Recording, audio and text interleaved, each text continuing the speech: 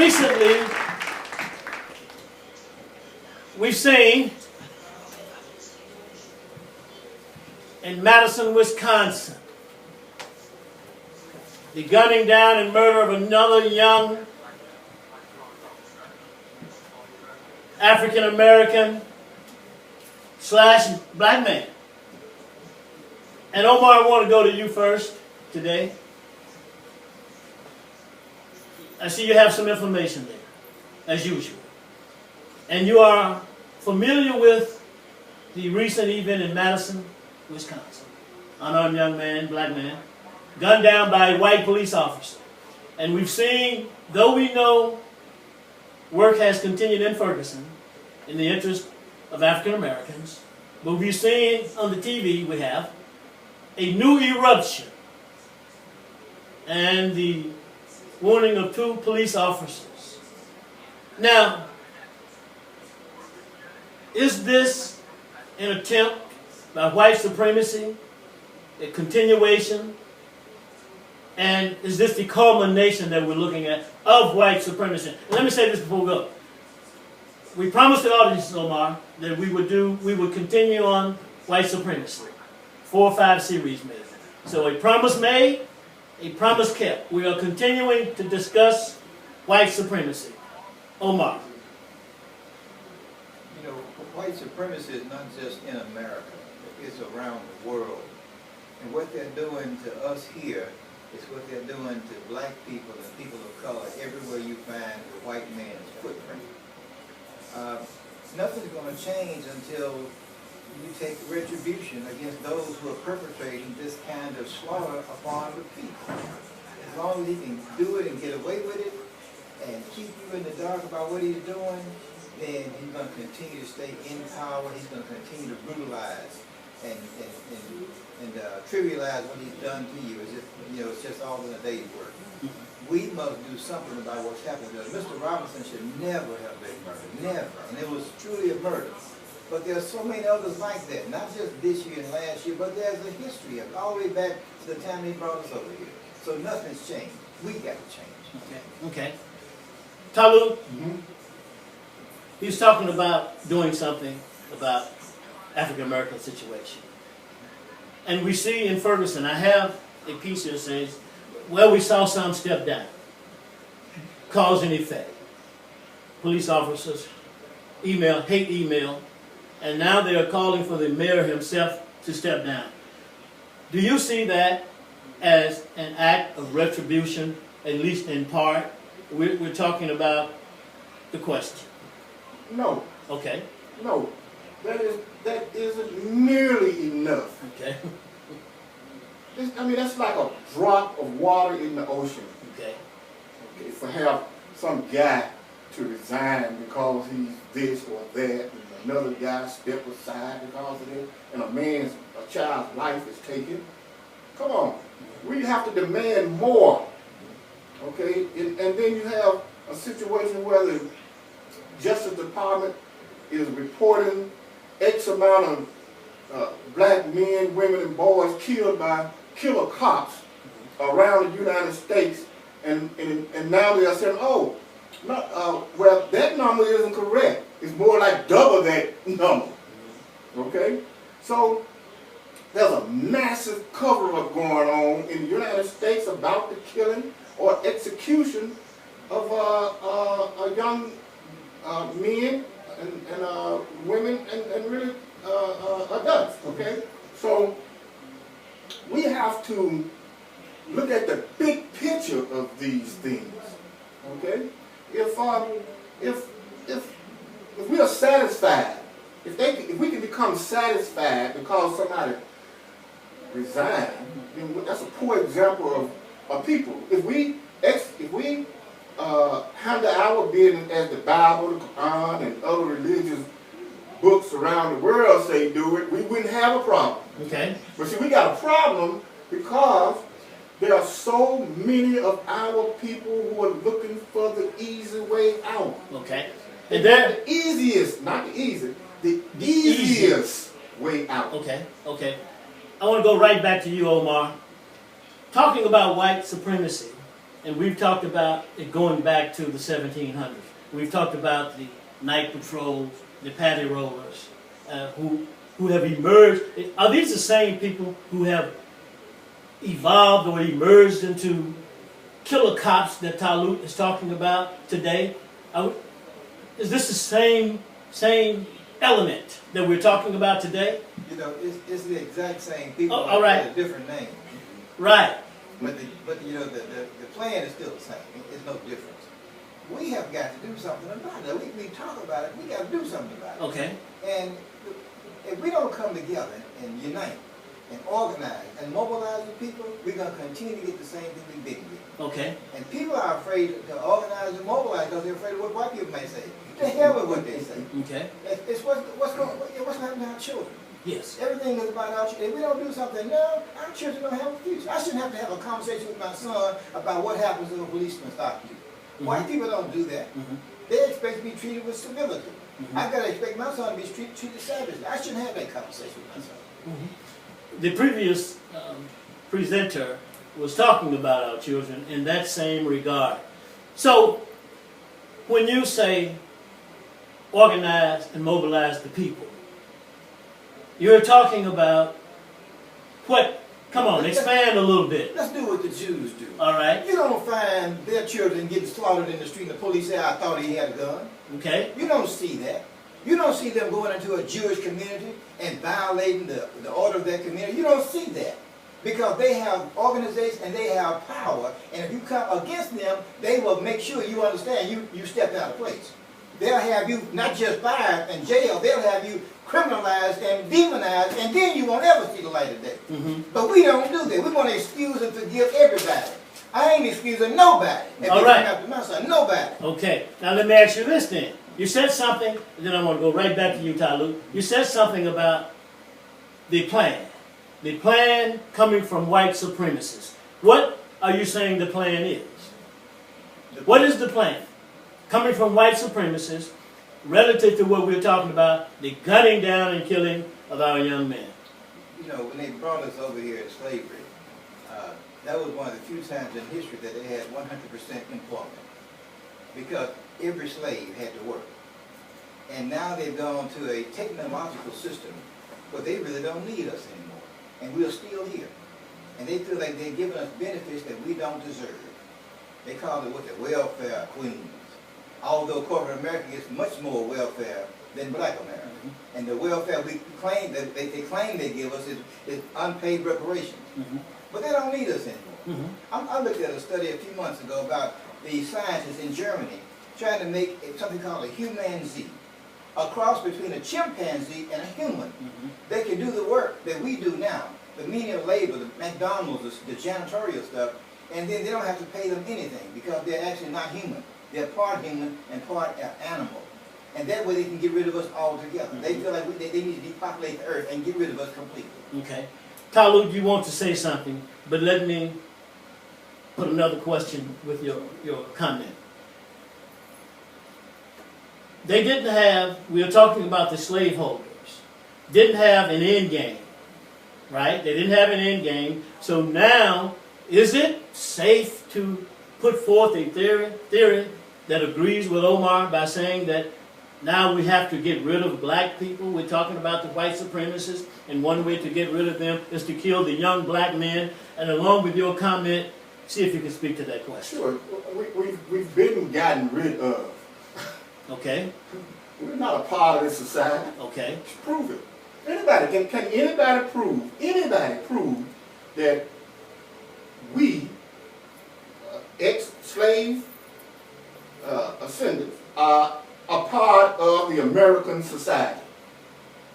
No one can prove that. Nobody. Why? Because we're not a part of the economic infrastructure of the society.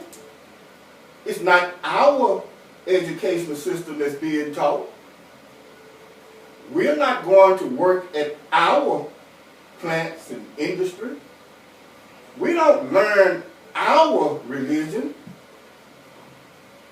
We don't fight our wars. So can anybody prove to me that we haven't been gotten rid of? Okay. Well, we're done with. Now, Go ahead. now, The other question. but that is a very unique position to be in. A very powerful position to be in. Okay. Is it? Why? Okay. Because we can build whatever we want to build. Oh, so do I hear you saying unique as in powerful and also precarious? It's precarious, true enough, but So nevertheless, break it down. yeah, nevertheless, we can become a people in America. As Brother Baruti is saying, we have to take responsibility. We take responsibility by assuring that our children have a future.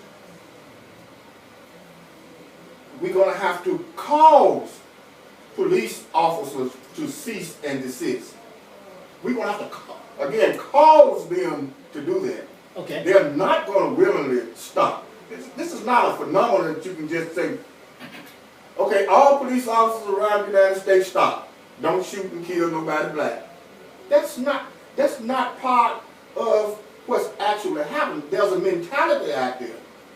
Okay? Some officers have it, some don't. Okay, so you can't wish away policemen shooting down innocent black people with their hands up and naked and all kinds of stuff. They're shooting them because they think they ought to die. You know, that's not something that you can legislate out of existence. We have to take the responsibility and execute our will and cause them to cease and desist. Okay. Omar, Talut said something about the earlier question about the situation at Ferguson. Do you see or do you say that action that was taken in Ferguson, is that something that is acceptable as a step in the right direction going forward? In other words, people losing their jobs and pressure being put on the... In other words, is the political action, can it be a part of what we are talking about in terms of cease and desist and solution to the problem, organizing, mobilizing, galvanizing people? Go ahead. You know, I look at the country of Japan with 127 million people.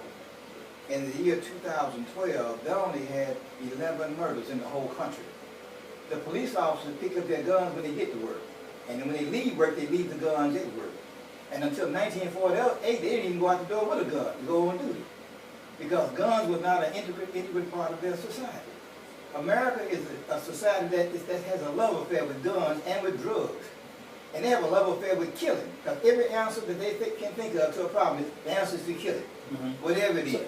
So when you say that, does bloodshed, the love affair with bloodshed and killing, everything from animals to human beings, fit in that equation as well? They go to Africa on safaris just to kill an animal who has done nothing to them.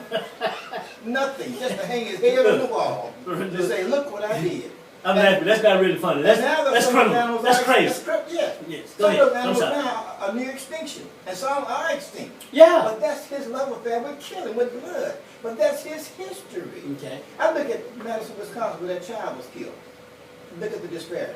The black folk are 6% of the population, 6%, but they make up over 50% of those incarcerated. They have an 8-to-1 chance of getting stopped by a police officer, although they are not guilty of anything. But they are demonized and criminalized in the mind of these white police officers. And everywhere they go, it's the same thing. It's not just in Madison or Ferguson or Memphis. It's all over the planet Earth. Okay.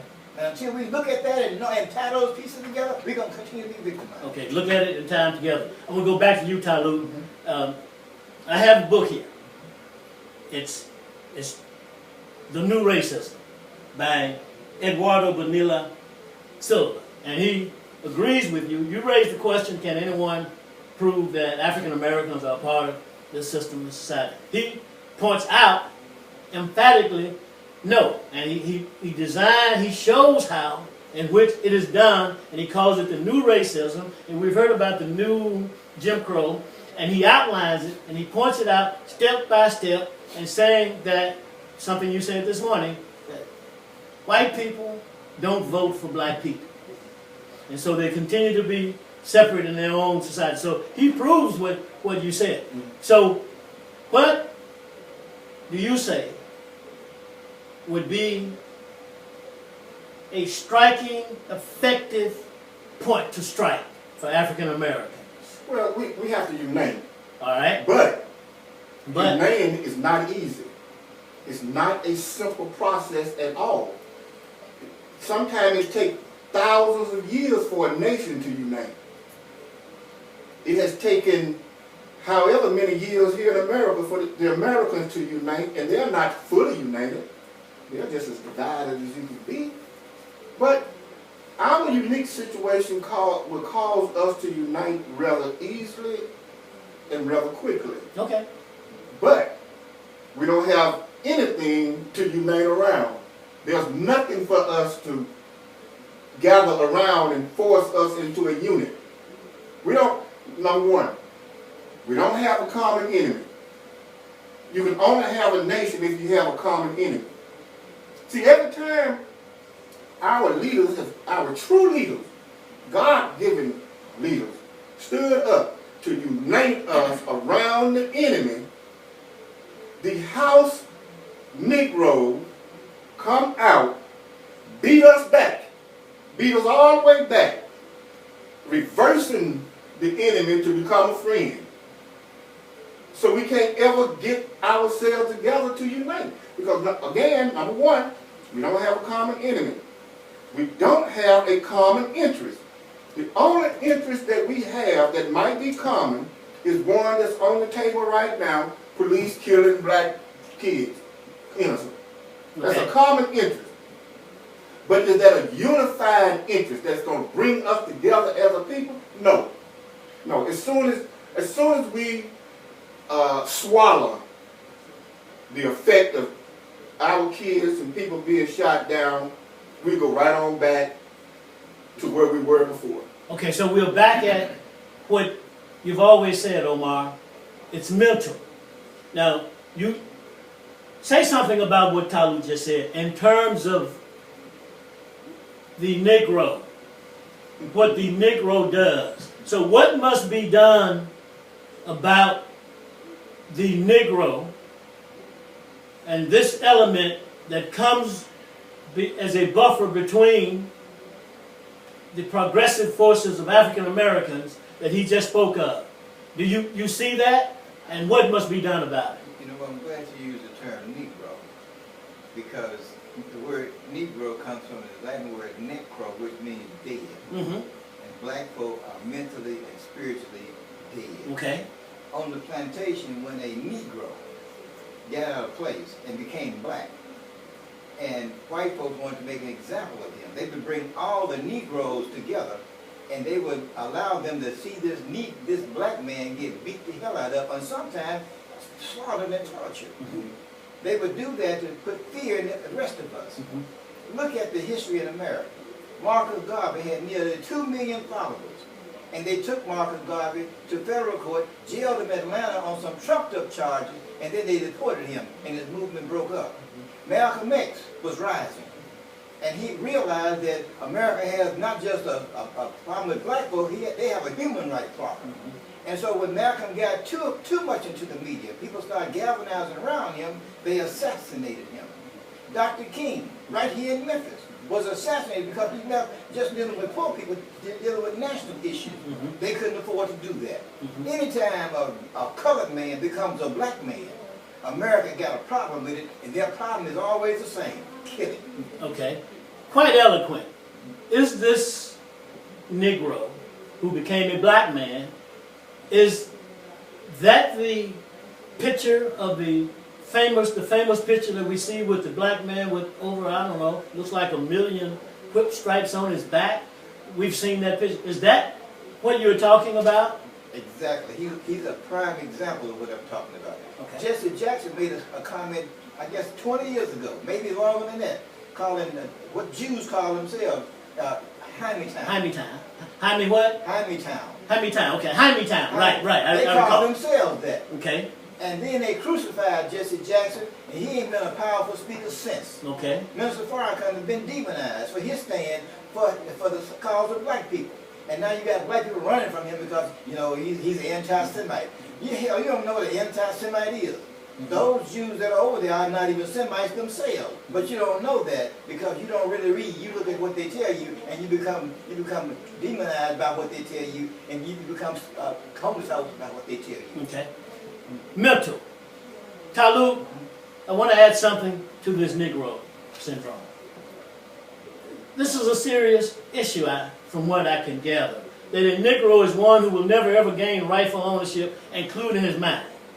And that he's the one who was programmed and trained to be untrustworthy.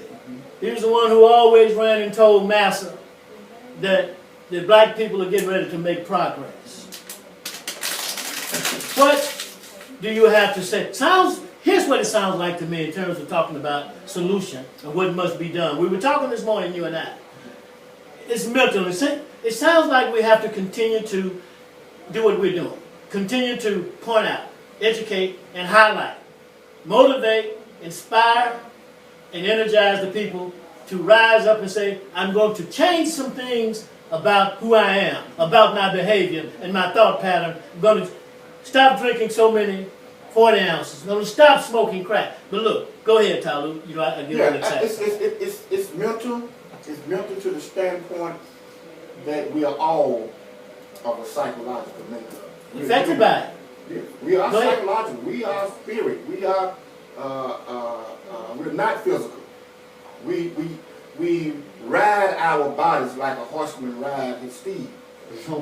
You understand? We control in his body, but we are spirit. We are spiritual and mental. Okay? So the problem with us as the minority, the weak and the ones that gets whipped the most, we believe in the imaginary things of life. We walk out of our house in an imaginary world. We believe in the imaginary white man. We don't know the white man. We know that imaginary one. Okay? We like I said many times, most black people have never visited a white person's home or Caucasian's home. We don't know how those people live. We imagine it.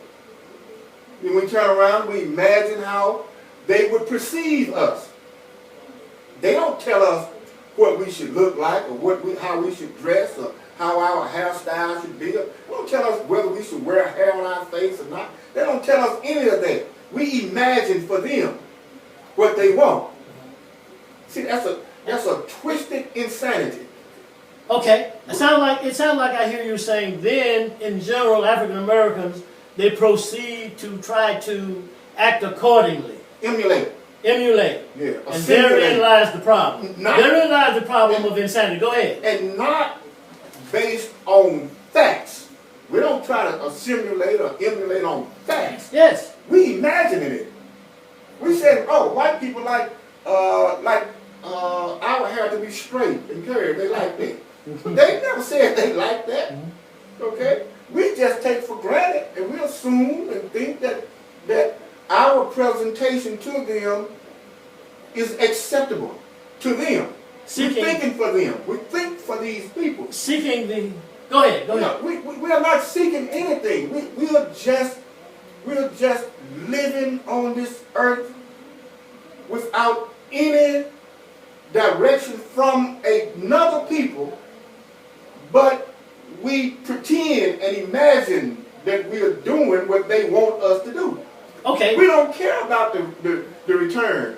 We're not doing this because Caucasians are going to give us something. We're doing it because we're crazy. Crazy. He said crazy. Omar, he said crazy. Now, insane. Imagination is good, but it has its limits. So, should we proceed to not tell African Americans who they are and what they should be, but to get them to think about how to examine who they are and their role in society? Is that the way in which we should proceed? In other words, to perceive reality? And yes, those Negroes sometimes jump out there seeking the approval of white people. Sometimes, the Negro. Omar, let's talk more about getting African Americans to understand who they are, and there, Talut said something about, he talked about something paradoxical, like a contradiction, power, he said power and precarious situation, but at the same time opportunity. So how does knowing who we are, knowing our history, knowing our psyche, help us out? And look, we are down to, I didn't mean to talk so much, we're down to 4 minutes. You know, when you look at black people in America and around the world, but especially in America and in Africa, the people in Africa will not rise up until the black man in America rises up. He must rise because the Africans in Africa are looking to the black man to lead the way. Right now, we live and we are born into a world of illusion. And our biggest illusion is that the white man is all-powerful, that he is God, and that we are nothing. And even reality TV, which is not reality at all, keeps us in that world of illusions. They have a book at the University of Memphis called Becoming an African American. Okay. And I got a chance to go and talk to some of the students, and I told them, you will never become an African American. Never. Because as long as they treat you differently and look at you differently, then they hold the keys to you becoming that, because that's something that benefits them. If you were going to be if you're going to, why don't you be an American, not African American? Mm-hmm. But you can't be that because they got to have certain voting rights to give you rights the same that white folks have. They got to change the criminal justice system, the political system. They got to change the job discriminatory avenues that they take people down and keep them out of certain jobs. They got to do all this because you are black. Right. And if you were really just an American, then you wouldn't have to worry about any of that. No special laws. You got a voting right because you live here. You're born here. You got the right to vote here. You don't need anything special. But because you are treated different, because they're going to keep treating you differently. Become a black man. We're talking about the white supremacists. Yes. Become black. Black American. So because you can hook up with all black people around the earth. Because we got the same common enemy, we got the same common cause. You know, I'm thinking more and more about that. It sounds like a good strategy. That's something we're going to talk about more going forward. But Talut, this is a cliche that's been around for a while. That the black man must rise up and take control and independence of himself and his people, his wife, his children, household, etc. And other groups around the world are waiting on the black man to rise up. Is that true? And how do we prove that's true? And I'm not saying it's a good or bad thing. How do we pull together evidence to that effect, and then how do we proceed from there? Go ahead. Well, actually, we are the chosen people of God. All right. No question about it. There hasn't been another people on the planet Earth who has succumbed to the type of inhumane conditions as black people in America have. Never, ever, ever, ever, ever, ever, ever, never, never. Okay? So we are chosen, and we do have a mission. We have a mission in this world. And the mission is that we have the responsibility to destroy white supremacy. Now, destroying white supremacy changes the entire world. The whole idea of what a world is. Everything changes, right? The whole concept of the universe turns upside down. Everything.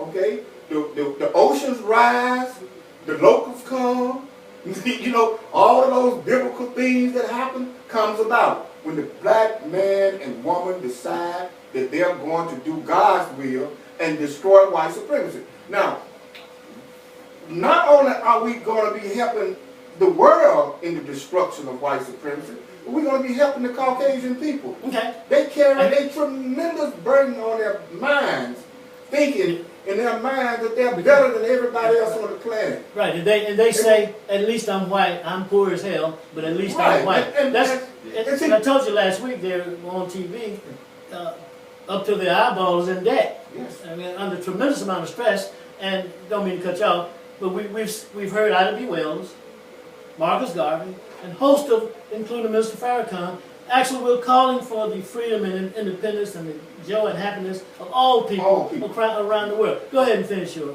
statement. Well, the last point that I would make on this is that the world needs us. And the world looks towards us to bring about the changes. Look how they rallied around the first black president of the United States. The whole world. Even though there's some few black Americans here in this country who said, oh, he's no good, we can't trust him, he's like the rest of them, and he didn't win, they put him in power. They'll say everything and do everything to discredit anything that has to do with the elevation of the black mind, Okay. the black man, the black mind. So they're our enemies too. And we got to find these people, we got to identify them, and charge them as being our enemy, and we have to rally around it. Okay, we're really up against the clock now, but Omar, I have a double question for the two of you. The chosen people, and we've heard the Jews say they are God's chosen people. Brother Talut El-Amin saying that the black American, as we are talking today, are the chosen people. Another thing that he said that the world needs African Americans, black Americans, to rise up and be productive. Speak to those two questions for me. Well, for the audience, I'm sorry. Let's do the first one. Yes. If you look at the Bible, and it talks about the Jews that built the pyramids and they were in bondage, to the Egyptians. That was an interview being conducted by Walter Cronkite, where he had Menachem Begin from Israel, and he had Sadat, Anwar Sadat, the president of Egypt, at the foot of the pyramid, and they were talking about the peace accord they had signed at Camp David. And Mr. Cronkite said, isn't it amazing that we are right here at the foot of the pyramid, Mr. Begin, where your people were enslaved to Mr. Sadat's people? And Mr. Sadat said, that's not true. Okay. He said, that never happened. We have the oldest recorded history on record, and there's no history of that. And Mr. Begin didn't come back with any kind of rebuttal. Okay. And that's because if you read the history of the Jews that occupy Israel, they adopted Judaism as a religion. They never were Jews, ever, before they adopted the religion. The original Jews are black folk, jet black, and they are over here in this country as well as in Africa. Okay. So those Jews are imposters. Okay. Always have been, always will be. All right. Now, let's do this. We always working against the clock until we get our consolidated. There are several topics that I hear coming out of today's discussion. And we did the panel discussion on Black People Curse. I think we're going to have to do a discussion along the lines of who's God's chosen people going forward. Sometime over in the summer. So, in other words, you gave us something last week, 2 weeks ago, Omar, that says that that white supremacy is built on a bale of lies in terms of how white people got their money. So are we saying that part of what we have to do is challenge the competition, speak truth to all of the contradiction and all of the lies, and this would be part and parcel of the solution going forward? I mean, is that something that can be as powerful as a machine gun? Talut. Well, the truth will make you free. Just that simple.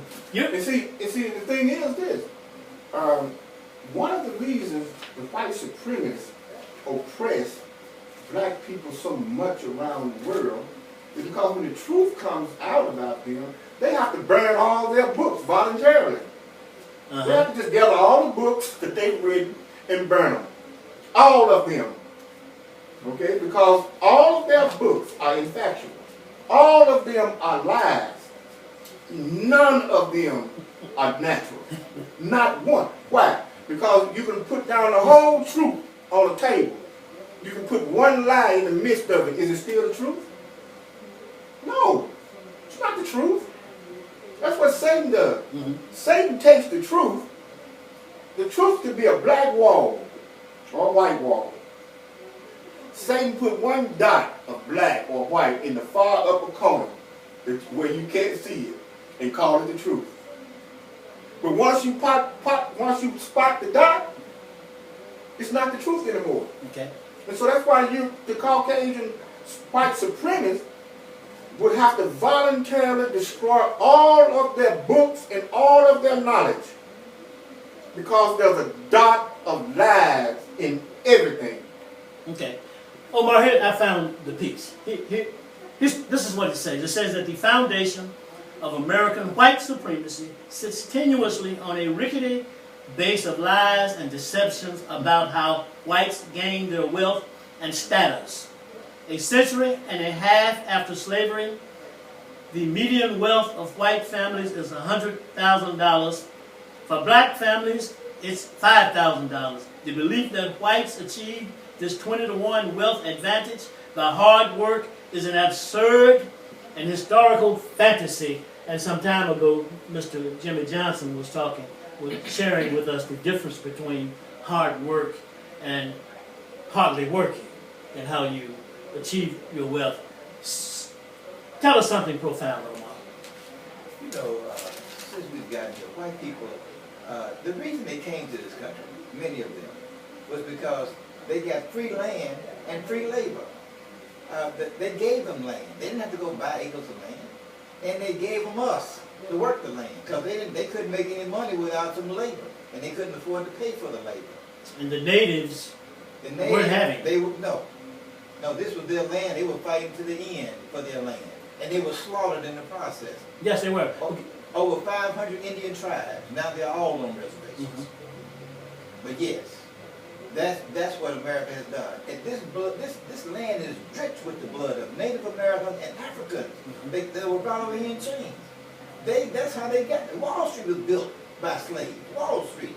The whole economy was built on the slave labor. When cotton was king, it was because black folk were picking the cotton. And white folks would benefit from it. We were being slaughtered if we didn't pick enough cotton. But nothing's changed. Okay. So we're back around again to the question of African American. For the sake of discussion, I'm going to go with Black American. Need to be productive because what you just said, white supremacists don't need African Americans any longer. The problem they made was they didn't have an end game, so their quest now is to get rid of African Americans, starting with the young black man. Some have said that because the young black man with all of that melanin and all of that strength and vitality and all that can continue to make babies after babies after babies, and are they afraid that it will never be able to get rid of the black man? There's no such thing. As no concept of that. Of what? If every black man in America, a black woman, a child is murdered in America, the earth itself will produce one. Okay. It'll come. There's nowhere for us to go. It's just it. So you're saying that this is an impossible task, quest for the white supremacists? Right. Because they're so. So therein lies the precarious situation for them. Well, yes, because they are extremely ignorant people. And we're learning this every day as we look at the news, how they handle the politics. They are some extremely ignorant, backwards, antiquated, ancient thinking people. The only thing they can operate on is hate. That's all. There's nothing else, just hate. I hate you. I hate you. You said, well, why? Oh, you're black. I gotta hate you. What else do I have to do? And that's the thing. They just hate. But when it comes to intellect, they are the most ignorant people on the planet Earth. Especially that southern Caucasian guy. He's the most ignorant. Why is he the most ignorant?